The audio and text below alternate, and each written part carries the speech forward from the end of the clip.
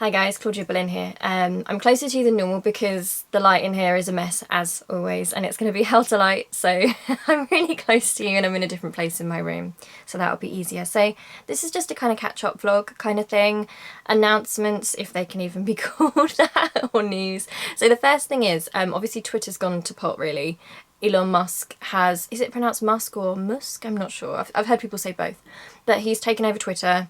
It's like a lesson in why billionaires shouldn't be a thing, really. He's taken over Twitter and it's going a bit bad, so I decided I'm going to, I've kind of restarted my Tumblr. So I'm going to put my Tumblr on the screen for you. At the moment I'm following back everyone who follows me. It's been a while since I've done Tumblr. I remember I used to have a really big blog on there. I think when it was up until 2017, so it must have been from about 2014 to 2017. I had a really big blog on there and I enjoyed it, and it got me through some really tough mental health times, honestly. And I also engaged with a lot of critics on there. I became kind of infamous for Doctor Who criticisms, Stephen Moffat criticisms. I got into feminism, honed my feminism, realised what sort of a feminist I was. I learned a lot, and I really enjoyed it. And then I deleted it in 2017 because I had this whole awful mental breakdown. And you know what it's like when you have like a really bad one. You know, I just thought I want to delete everything and delete myself, and you know, it was awful. And I just deleted everything. Someone was really amazing because they said there's actually a way to get back some of your essays and stuff. So I found a way to kind of get some of my Doctor Who essays back and things. So I'm so grateful to that person. Thank you so much. But yeah, I thought it would be a good idea for here as well, because obviously I do Q&As here and I answer things here, but you can't do that anonymously here. And I found that when I used to do that on Tumblr and allow people to do anonymous ones, it meant people were able to ask things that maybe weren't easy to say with their name to them, kind of thing. You also got some anonymous hate as well, but I don't mind that really. I'm not saying to do it, but you know, it doesn't really bother me. I've had that since I was 19, so it's not a big deal.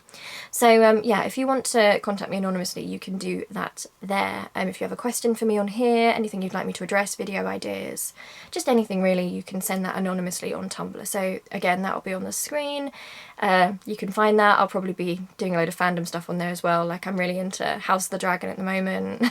I'm really into Umbrella Academy, Succession, Doctor Who of course. So you'll probably see some of that and criticism and things like that. I also wanted to let you know that obviously I'm trying to be more regular with these, but I've had problems with my laptop for a while now. So it went wrong just towards the end of my masters, and we took it up to the store and we kind of found a workaround but not a fix, but it needs to actually go away and get fixed, so it might be away for 2 weeks. So I'm making quite a lot of content as much as I can now, but yeah, so if there is a slight gap, it's just because my laptop's gone and I can't edit on it. I can, you know, use Tumblr and Twitter and stuff on other devices, but I can't edit like I do here. So I'm waiting on my master's results at the moment, so that's a really weird thing. I can't remember when I started my studying, but it's been such a lifeline to me, you know, the Open University and studying, and I love studying, I love being a student.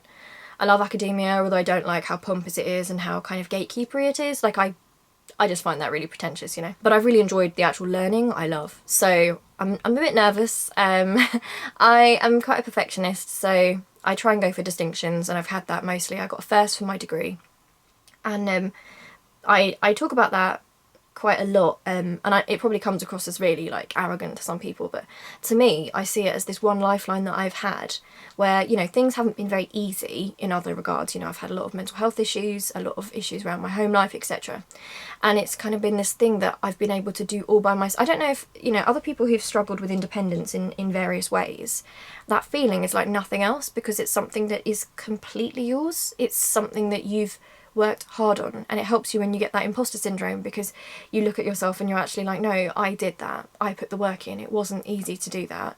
And there were times when, you know, you have to make choices where you think, do I do this fun thing or do I do this thing, and there's a lot of it you don't enjoy, but you know, it's really helped my self-esteem because it's something that I did.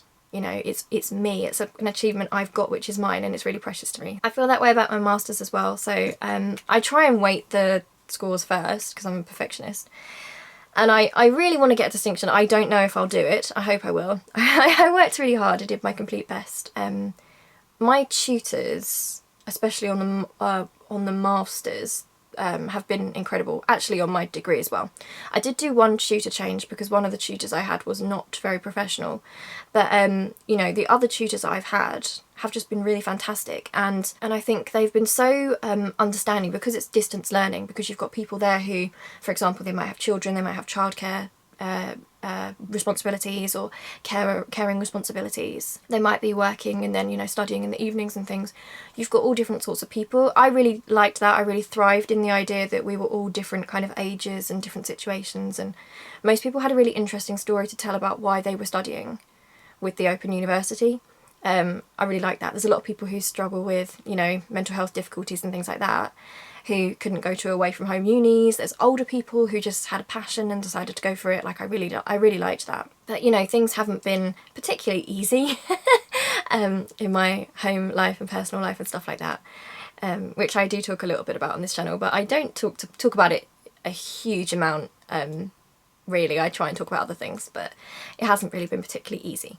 So to me, it's just an accomplishment that I made it through the masters. So I will be happy when I get that. That's just so I can say that I did it, because I think when you get through something in a difficult time, you kind of become not tougher, but kind of more confident, because you kind of think, well, I did that. I did it. And no one can take that away from me, you know. It's a real self-esteem boost, I think. Also, I think people who are studying... Actually, there's people who have mental disability and physical disability who study with the OU. Loads of people study with the OU, you know, you can't really blanket statement it. There's so many different interesting people. But something I find is something in society that people tend to say about people who are disabled in different ways is that you're not tough, or you're not hardworking, or you're lazy. And I think it's something that...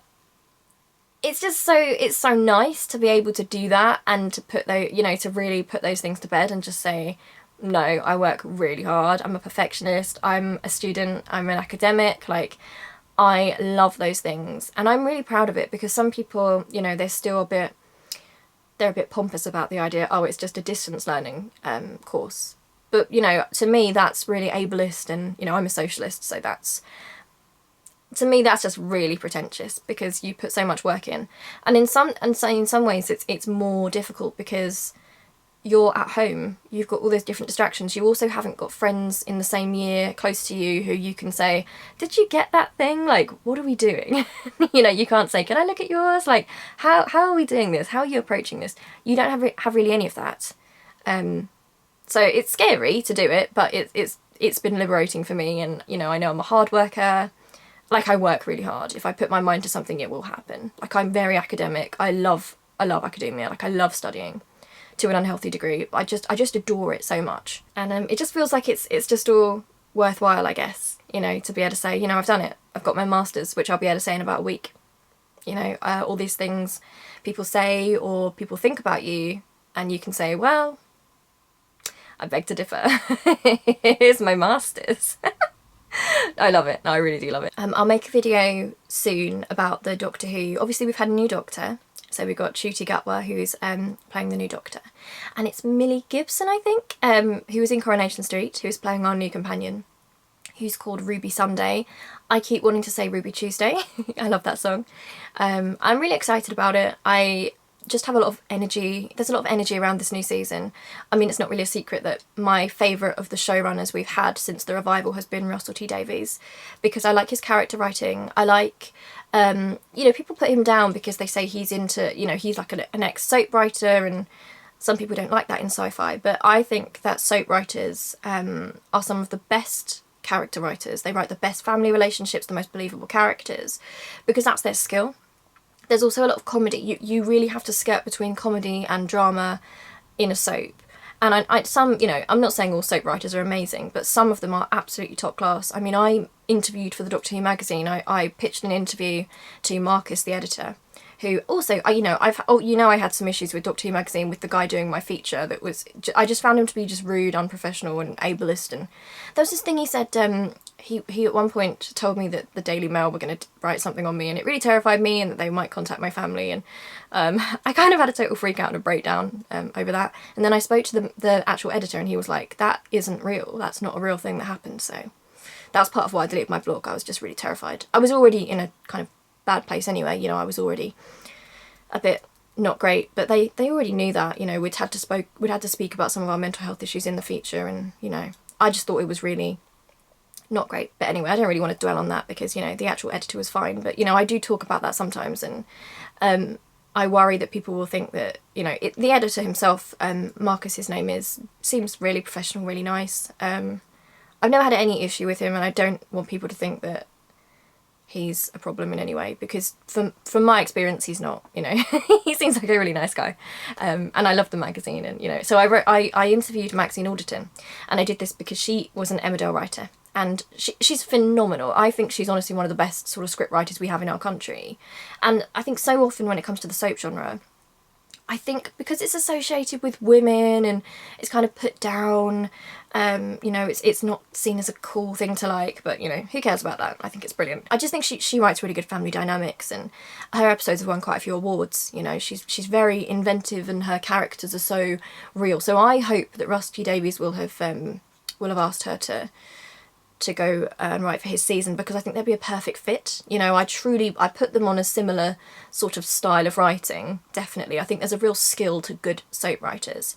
Anyway, I got to interview her for Doctor Who magazine, and that was amazing getting to chat to her, because she's one of my heroes in terms of writing, and she's actually been incredibly helpful, because when I was doing my master's and degree, so part of it was in script writing and screenwriting, although mostly I decided to focus on creative writing. I've got a novel which is almost ready to be sent to literary agents and things, so fingers crossed. I don't know how that will go, but I have confidence in it, and I love what I've written, and I'm really proud of it, so, you know, that's a good thing. But yeah, she was wonderful. She was so helpful. She actually sent me a couple of scripts to look at, and, you know, she was really incredible. So yeah, I'm really hoping that Maxine Alderton's going to be asked by Rusty Davies to go, and, you know, if he sees this, I am pretty sure he wouldn't watch my stuff anyway, but if you do see this, Russell, Maxine Alderton is an absolutely phenomenal talent. She's exactly right up your street. She's brilliant, and a lovely person as well, a really lovely person, and I think she wrote one of the best episodes that 13 had, honestly. I think she really got that companion fun element that in some cases I think maybe 13's era was kind of missing in places. I'm not getting at the era, like, there were brilliant things about the era, but that was one of the things that I kind of missed a little bit. But yeah, so Millie Gibson is a soap star, or, you know, I don't know if that's patronising or wrong to say. I hope it's not. Just, she's an actor, and she's very young, and that's a weird feeling, because, you know, I remember I've got lots of friends in the, like, Doctor Who community, if you can call it that, you know, fandom, who are much older than me, and I've got friends of all different sort of age groups. I get on with people of all ages, and a lot of them are watching, you know, during the Pertwee era and during the Tom Baker era and things like that, and I remember, you know, they're saying to me things like, just wait, you know, the companions will seem to get younger and younger, and then you'll know you're old. I know I'm only 28, but yeah, it feels really weird. It's like, I used to, when I used to watch Doctor Who, so I used to really look up to Rose. And I think it kind of helped that Billie Piper didn't look like a teenager. Played her fantastically, can't fault any of her performance whatsoever. But, you know, she wasn't necessarily so obvious as a teenager, she was just playing a teenager. So to me, she's like a big girl, and, you know, look up to Rose, the hero. And as you get older, I remember thinking, wait, Rose was only 19. And when you're younger, you think that's old. And then when you get to 19, you're like, wait, a 19-year-old's still a kid. And then I began to understand Jackie Tyler so much more, because I'd be terrified as well. I'd be like, where are you taking my daughter? Like, who are you? Like, please don't let her get eaten by an alien or something. Like, she's only 19, she's just a kid. So yeah, that's been a weird one, but I'm excited about that. I really hope that there's support in place for the actors, you know, Ncuti and Millie, because something I've noticed is that, you know, there's a big pushback at the moment. You know, we see it in politics, you know, people being anti-migrant, even Labour's doing that at the moment. It's really scary. And there's this kind of backlash to anything perceived to be woke. And, you know, people tend to associate Rusty Davies with... I remember when he used to write the show, people used to say he had a gay agenda. And I always used to get really angry about that, because I was thinking, well, no, and even if that was the case, like, what is the gay agenda? Like, putting gay people on screen? Normalising gay people for kids? If that's an agenda, what's wrong with that? You know, it was so homophobic, that criticism. But they used to accuse him of that. And actually, this is another tangent, but I got so annoyed, because I saw some posts the other day by people saying, you know, they were kind of complaining about how when people have a showrunner, they don't appreciate them, and then when they're gone, they kind of, you know... when they have a showrunner, they they complain about them, and then when they're gone, they appreciate them. And they managed to drag the Moffat criticism into this, and I find that really worrying, and it just frustrates me a lot. It's so blatant, you know. This is more of a political thing. I see this happening on the political spectrum. But that kind of, that free pass that people are getting because they're saying, oh, look, you know, it's like two sides of the same coin. People hated Russell T Davies' era because of the gay agenda, and people hated Stephen Moffat's era too because of sexism. That doesn't make sense to me. Like, you know, accusing something of a gay agenda is homophobic. You know, that's a criticism which is homophobic. Like, that's, when you've got women and minorities, not all women and minorities, of course, you know, you've got women and minorities who love Stephen Moffat's work, but when you've got, you know, women and minorities calling out what they perceive to be sexism in the work, and then being like, oh, they're just haters, like the people that used to call, they used to say Rusty Davies had a gay agenda. Well, no. I also find it's made it very difficult with the Chibnall stuff, because there's the Not My Doctor lot who are really sexist, and they've just decided to hate it, or hate Jodie Whittaker personally, straight away, because she's a woman playing the role. But then there's also really valid criticism, which I think sometimes gets overlooked because of the sexists. So it's really frustrating. And then you've also got the toxic positivity people who think they're doing the right thing because they're like, we hate sexism, and it's like, good, so do I. But you love Moffat's era, so what's that about? You know, they're like, we hate sexism, so we've got to protect Jodie, which is fine and good, and they should. Jodie Whittaker's done an amazing job. Like, I won't hear anything against her on that. Like, you know, her performance can't really be faulted in my eyes. But, you know, they go the other way, so they see anything even remotely critical of it and they get really defensive, and it's sort of frustrating because it's like, no, that's actually good criticism. I'm an English lit student, you know, at heart. I'm a writer at heart, so I don't understand why people find criticism so difficult to see. If you don't agree with a certain criticism, you don't have to agree. Like, you can argue it. You can make your own criticism of the criticism. I love doing that. I've done that before. I've actually made friends with people doing that. We've come from totally alien, opposite points of view, and we've kind of argued each point, and by the end we're like, you know what, I respect you.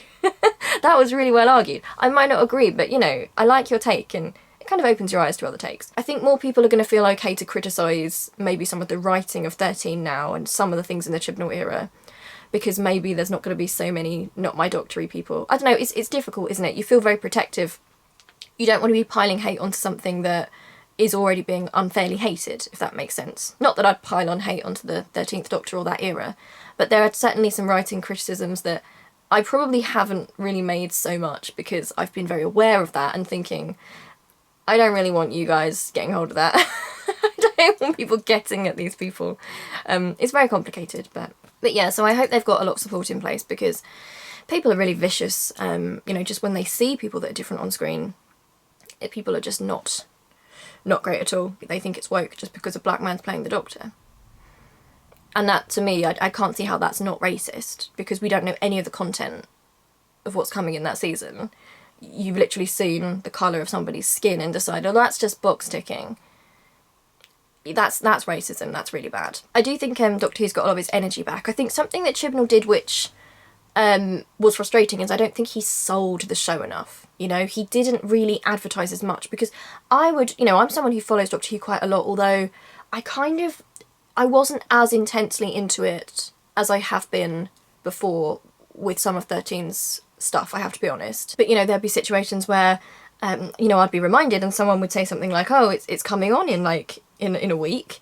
And I'd think, what? I haven't seen anything about this, you know, really? And you know, I just remember when it used to be, you know, you'd have BBC idents and it would be this big exciting thing, and I don't really think Chibnall necessarily sold the show as much as he could have, which I think is part of the job, honestly. So, you know, the whole Disney Plus thing, I think it's actually a good thing. I know Rusty Davies was saying a while ago that, you know, the streaming services are the future, and I think a long time ago he was saying, look, we could have had spin-offs by now, we really need to keep up, because other things like Marvel, all these different things, Stranger Things, they're kind of, they're reaching more people, they're kind of advancing, and Doctor Who's just this little thing on the BBC, and yeah, I'm with him on that. I've been with him on that from the start, honestly. So I am glad to see that. I'm just excited. If there's one thing Russell T Davies will do, it's he will hype things. You know, he will really hype things. I think Chibnall's position was more, he didn't really like stuff getting out, so a lot of stuff was very secretive. And I understand that, especially coming from someone who writes crime dramas, because it must be so second nature to him to think, I can't have any of this getting out because it will spoil the plot. But I think maybe sometimes with something like Doctor Who, maybe you give a little bit more just to make things more hyped up. Maybe, that's my perspective, I could be wrong. I'm watching Andor at the moment, so it's a Star Wars TV show. It's absolutely fantastic, and I wish more people were watching it. It's so my cup of tea. It's completely anti-fascist. It's basically a story about revolution and leftists and different sorts of leftists and how people deal with oppression and revolution and what that means. And I'm so surprised it got past Disney, honestly, because this thing is, you have to watch it, and some people have said, you know, they don't get past the first episode. Just stick with it. Please stick with it. It's so intelligent, in my opinion, as a show.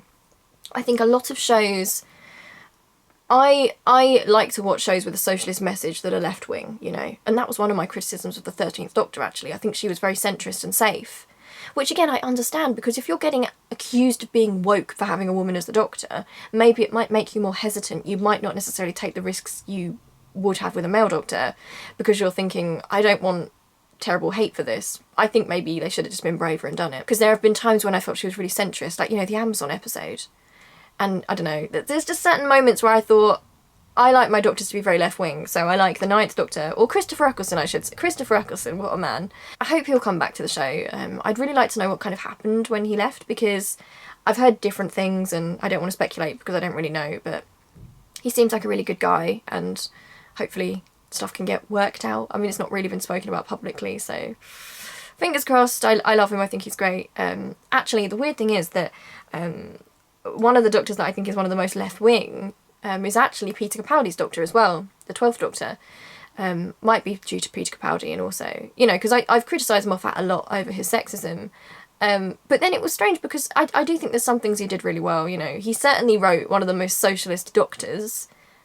You know, I like that very much. I really appreciate that. I thought that was really good. But yeah, Andor is like The Boys, where you kind of go into it, like with The Boys you might think, oh, this is just a superhero thing, it's going to be pretty centrist and safe. And I remember for the whole first series wondering, because it wasn't explicit, like, politically, where are they going with this? Like, you know, I like watching this very much, but what's the message? And then in the second series I was like, okay, I completely get this. This is a satire, this is getting at fascists, and it's getting at... It's actually getting at liberals too, the centre. It's a very left-wing show. It really examines power and celebrity. And it's just, it does something that other superhero genres haven't really done, I don't think, apart from Watchmen. The new Watchmen was pretty good with that. But yeah, Andor's like that. It's not what you expect. It's basically revolution. It's teaching revolution. It's basically asking difficult questions, which are... It's basically against that sort of nicey-nicey middle politics, which is, let's all just be friends, which is obviously the aim at first, but if people are actually being oppressed and hurt... You know, if actual oppression is happening, death is happening, racism, those kind of things, then actually sometimes you have to actually do something, you know. And it's asking difficult questions like, how far is too far, and what are the repercussions on that, and what does it do to a person, and what's the right thing to do? How do you make those decisions? It's fascinating. And also I'm watching The Crown, which is, I can't stand the royal family as an institution. I'm not a monarchist. Fascinated by this show because it's weird. It gets accused of being pro-monarchy. I certainly think it's very generous with its depictions of certain members of the family. But in terms of being pro the institution of monarchy, it's depicting a hell system, a system of oppression, and it's a system that controls everyone in it. Everyone's unhappy, family rifts happen, jealousies. It's like a family that's being forced to be a business, and they're also being forced to be mascots, and they're also trying to be people. They're trying to navigate actual normal family life, and they don't know how to do it.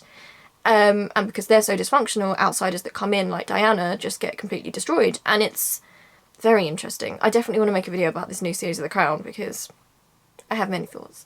Yeah, I don't really think there's anything else to say. And I think this has been way too long, I think. So, yeah, if you have any questions to ask me, I might have to move this because it's too bright. Oh, okay, it just wants to remain bright. But if you have any questions you want to ask me, you can ask me in the comment section here. I made a video about a future Q&A. You can put questions there, you can just put them on my Tumblr, you can do that anonymously or not anonymously, it's up to you. I really hope you're well, I hope to speak to you soon, and hopefully my laptop will be alright. But yeah, it's really nice to talk to you guys, and love you loads, and I hope you're doing okay. Alright, love you, bye!